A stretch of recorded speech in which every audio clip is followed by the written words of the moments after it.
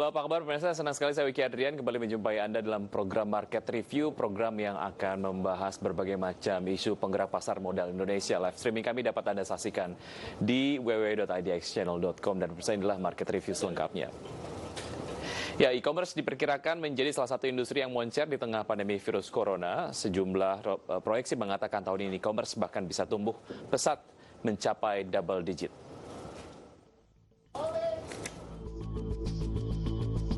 Prediksi tersebut cukup mengejutkan karena secara rata-rata e-commerce Indonesia tidak pernah tumbuh lebih dari 1 digit, yaitu sekitar 7-8% per tahun. Pesatnya laju pertumbuhan e-commerce didorong oleh perubahan pola konsumsi masyarakat selama penyebaran virus corona. Dengan adanya pembatasan mobilisasi, masyarakat terpaksa mengalihkan belanjanya melalui platform-platform online. Peningkatan pembelanjaan produk juga berlaku untuk kebutuhan-kebutuhan paling mendasar seperti sayur-sayuran. CEO PowerCommerce.Asia, Hadi Kuncoro memperkirakan tren belanja lewat e-commerce ini tidak akan turun meski virus corona mereda. Sebab saat ini masyarakat telah mulai terbiasa dengan platform belanja online yang lebih efektif. Dalam riset berjudul Economist 2019 yang dilansir Google, Temasek dan Brand & Company menaksir potensi ekonomi digital tanah air akan menyentuh 133 miliar dolar Amerika atau 1,862 triliun rupiah pada tahun 2025 mendatang. Dari berbagai sumber untuk IDX Channel. Ya, untuk membahas tema mengenai pandemi peluang emas industri e-commerce sudah terhubung melalui sambungan telepon Bapak Sofyan Lusa adalah Ketua Bidang Human Capital Development Idea. Selamat pagi Pak Sofyan. Selamat pagi Mas. Ya, terima kasih sudah bergabung bersama kami di Market Review Pak Sofyan.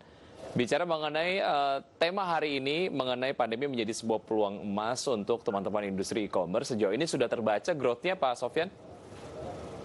Ya, memang rata-rata banyak teman-teman dari pemain e-commerce mengatakan bahwa memang ada kenaikan yang cukup signifikan ya. 200 sampai 300% itu memang terjadi. Baik. Sektor yang tumbuh mengalami growth yang signifikan di sektor mana saja Pak Sofyan? Ya, memang kalau kita lihat dari kondisi pandemi sekarang ini kan kebanyakan orang shifting kategori gitu ya. Jadi pengertian shifting kategori ini kalau dulu orang banyak berbicara atau banyak membeli dari elektronik, fashion. Nah sekarang ini shifting kebanyakan ke kebutuhan pokok, groceries. Jadi aspek itu yang kelihatannya bertumbuh secara signifikan. Baik.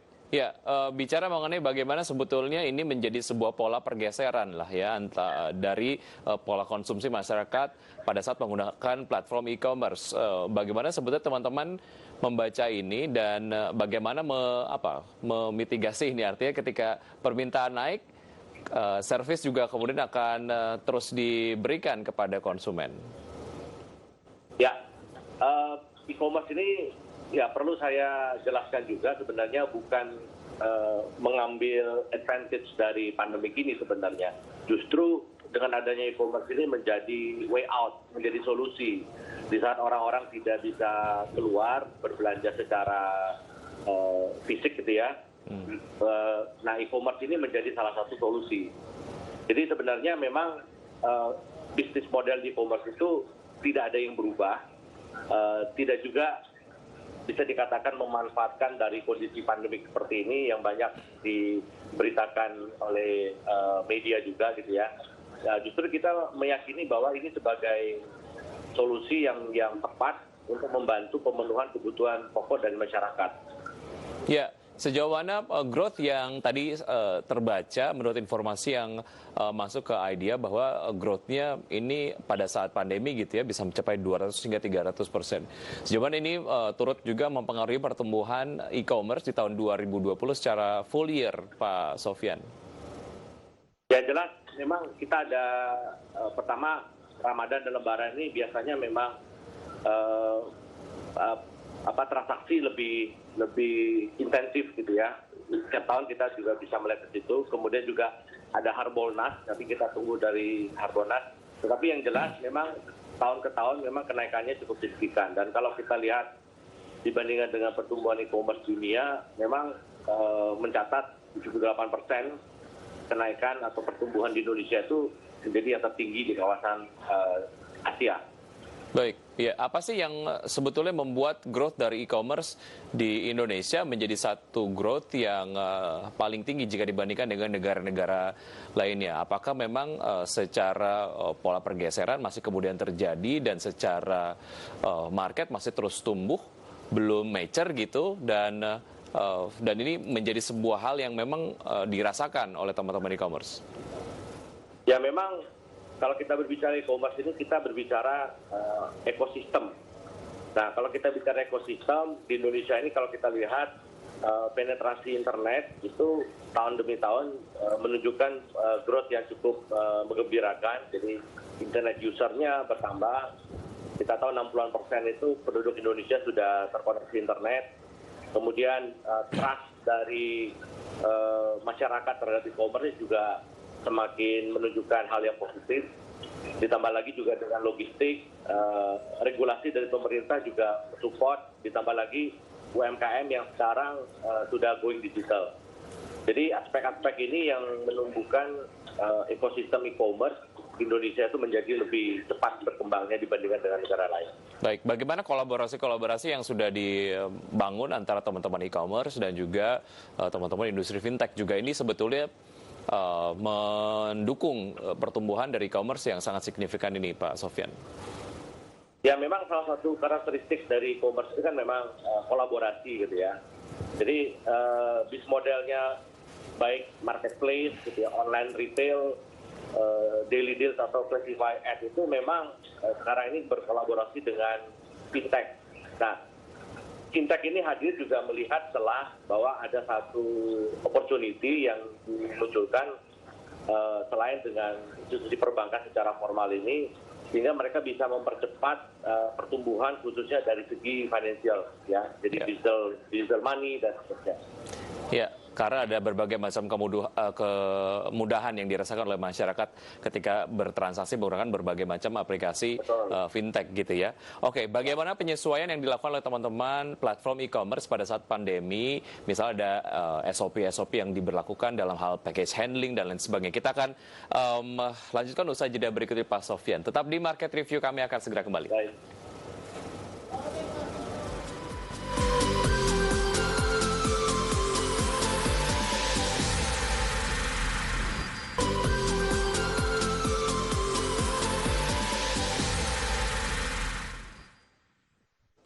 Terima kasih Anda masih bersama kami di Market Review. Sebelum kita lanjutkan perbincangan bersama Bapak Sofyan Lusa, ada beberapa grafis yang sudah disiapkan oleh teman-teman redaksi. Salah satunya adalah mengenai produk kesehatan dengan peningkatan penjualan paling signifikan pada saat pandemi. Di antaranya adalah hand sanitizer mengalami peningkatan 5.585%. Kemudian ada vitamin 1.986%, antiseptik 1.395%, termometer 1.007%. Kemudian masker mulut mengalami peningkatan sebanyak 167%. Ini datanya kami dapatkan dari iPrice. Dan berikutnya datanya adalah mengenai peningkatan transaksi harian saat pandemi. Pada saat kuartal 2 tahun 2019, transaksi di e-commerce berada di angka 3,1 juta kali, tapi kemudian di bulan April 2020, transaksi mengalami peningkatan hingga 4,8 juta kali.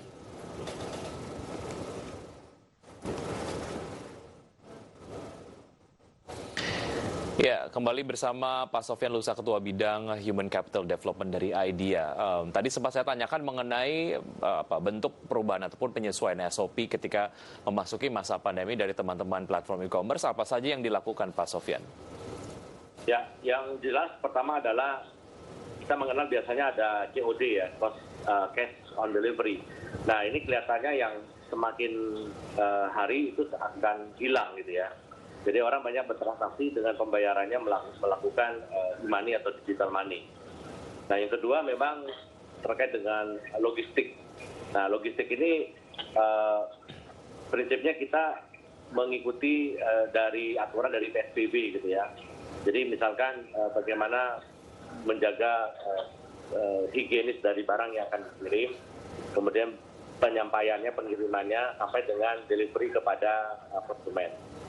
Nah, yang secara signifikan sih kelihatannya perubahannya ada di sana. Hmm. Baik, ini sebetulnya juga dilakukan untuk membuat masyarakat merasa nyaman ketika mereka melakukan transaksi e-commerce karena banyak kemudian artikel-artikel yang berhubungan dengan kesehatan menyampaikan bahwa virus dapat menghinggapi lah ya paket-paket yang kemudian dikirimkan. Ini juga sebetulnya menjadi sebuah penyesuaian ataupun mungkin SOP baru yang akan diterapkan setelah pandemi juga, Pak Sofyan, atau seperti apa? Ya, sebenarnya memang kalau di bisnis model e-commerce-nya ini saya lihat memang tidak ada kebaruan gitu ya. Jadi bisa jadi new normal itu tidak berlaku di bisnis e-commerce-nya sendiri. Oke. Namun ketika kita berbicara mengenai pelayanan kepada masyarakat, tentu saja kita harus patuh kepada aturan pemerintah. Dalam hal ini adalah PSBB.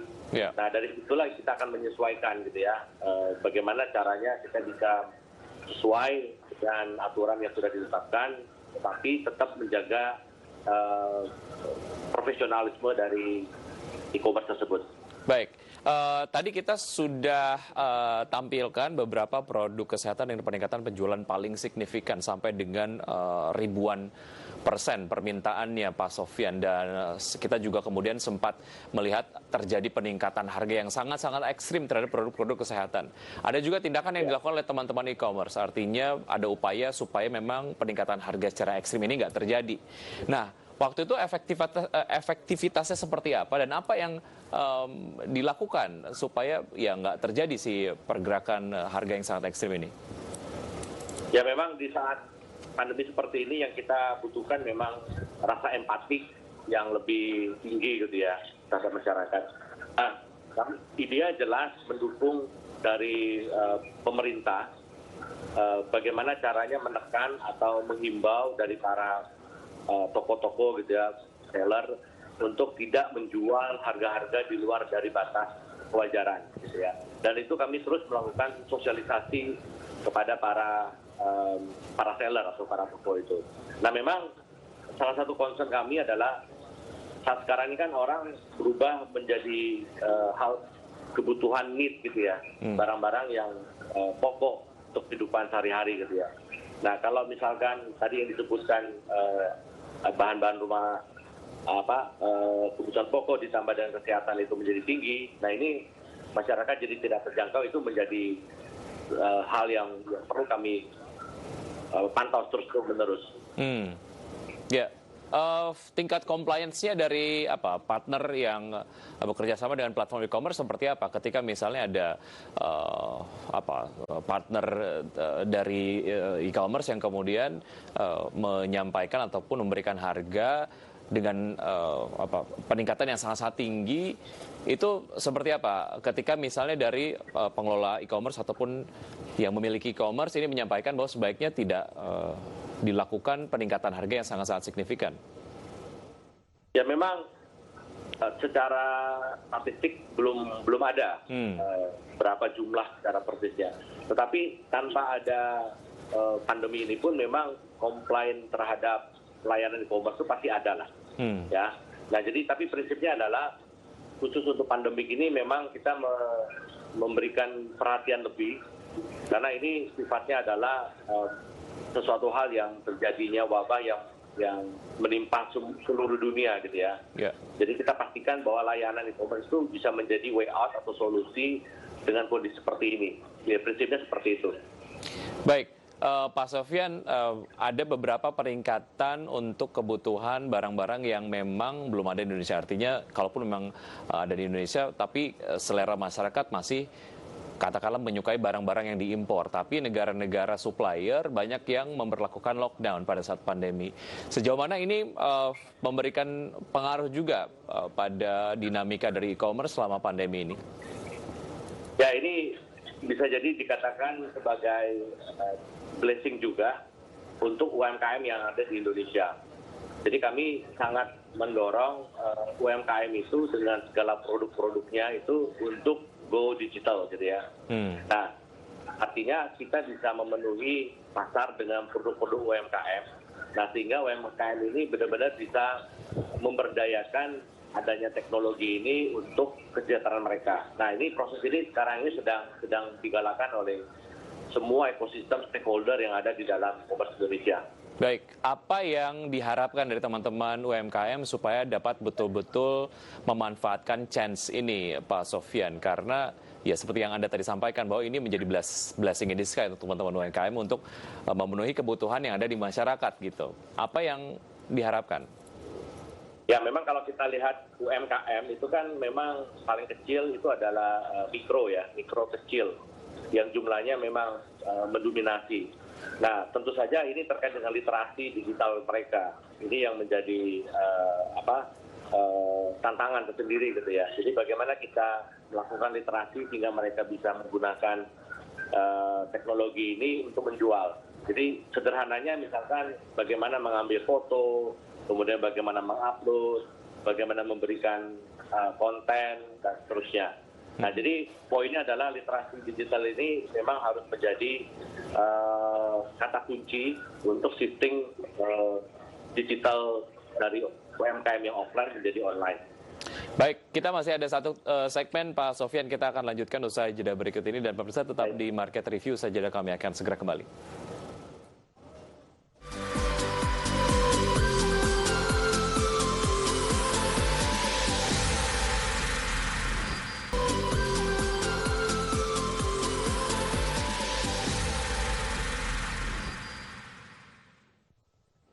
Ya, terima kasih Anda masih bersama kami, pemirsa, masih bersama Bapak Sofyan Lusa, Ketua Bidang Human Capital Development IDEA. Pak Sofyan, mengingat proyeksi dari pertumbuhan e-commerce ini akan sangat-sangat signifikan. Sebetulnya secara standar dari human capital, mengingat Anda langsung mengetuai bidang ini. Yang dibutuhkan di industri e-commerce ke depan, human capital yang seperti apa? Nah ini menarik ini. Jadi memang talent management diperkirakan memang akan mengalami penyesuaian, gitu ya. Mungkin yang jelas sekarang ini banyak teman-teman yang sudah mulai 3 hari bekerja, 2 hari bekerja di kantor, maksudnya 2 hari bekerja di luar kantor. Dan kelihatannya ini juga menjadi kebiasaan baru atau kelaziman baru setelah pandemi ini.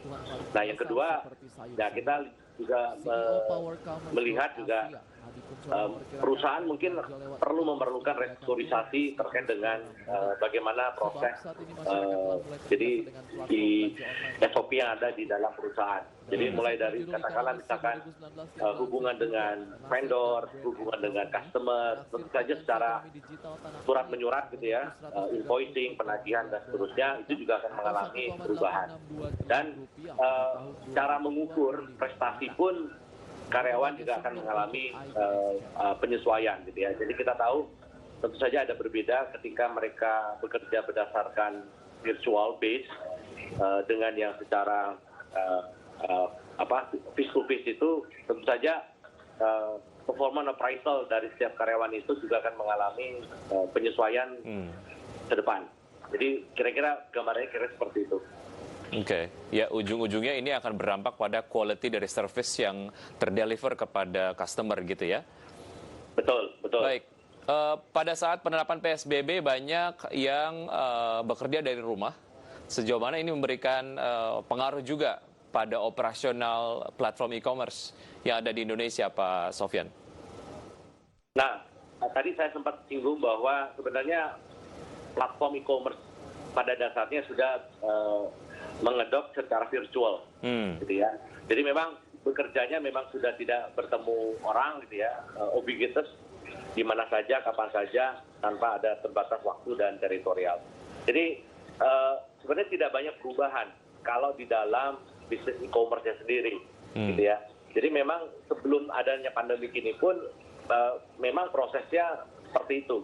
Jadi kita tidak tahu pengirimannya dari mana, siapa yang melayani kita, robot atau manusia. Yang penting apa yang kita order itu kita bisa dapatkan sesuai dengan apa yang kita inginkan dengan harga yang pantas.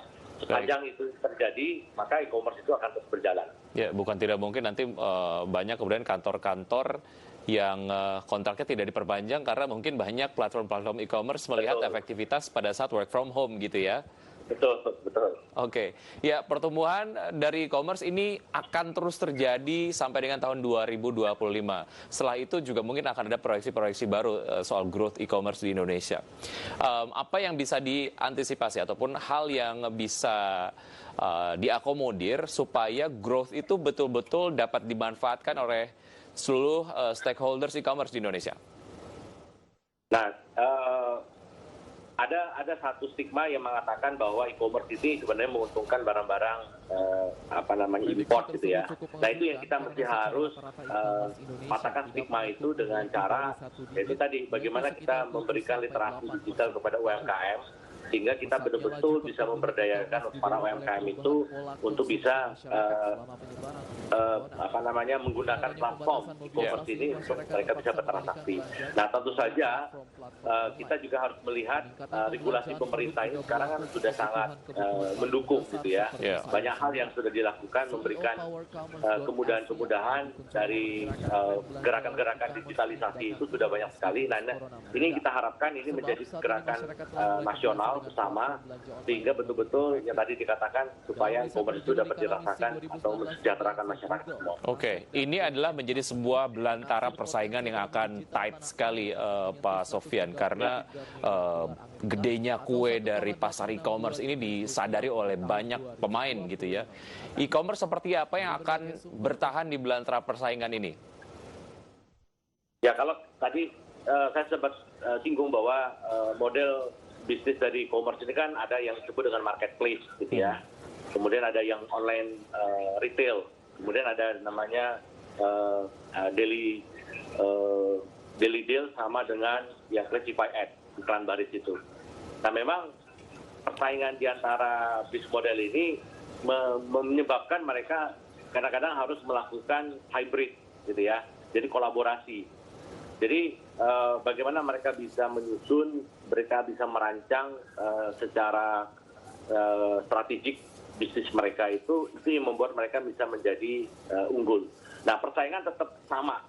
Persaingan non e-commerce dengan e-commerce pun tetap sama. Jadi keunggulan kompetitif yang akan dibuat oleh perusahaan itu pada akhirnya akan menjadi pilihan dari pelanggan atau dari masyarakat gitu ya.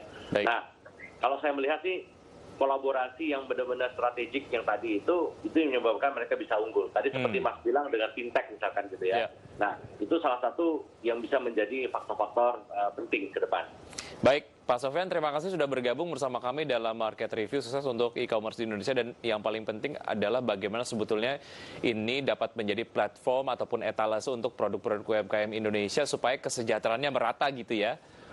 Betul. Baik. Pak Sofyan, terima kasih. Sukses untuk Anda, sehat selalu. Dan pemirsa tetap di Market Review saja. Kami akan segera kembali dengan perbincangan dengan Presiden Direktur ataupun Direktur Utama dari PT Indo Sterling Teknomedia. Usai jeda berikut ini, tetap di Market Review.